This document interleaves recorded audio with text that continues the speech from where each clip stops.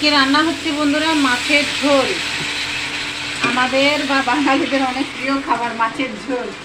মাছের কারিটা সবাই খায়, বাঙালিরা বেশি মাছের ঝোলটাই পছন্দ করে বন্ধুরা। তো দেখো এই যে মাছের ঝোল, তবে এখন পটলের সিজন। আলু পটল দিয়ে এই যে মাছ ভেজে রেখেছি, একটু ডিমও আছে এর মধ্যে।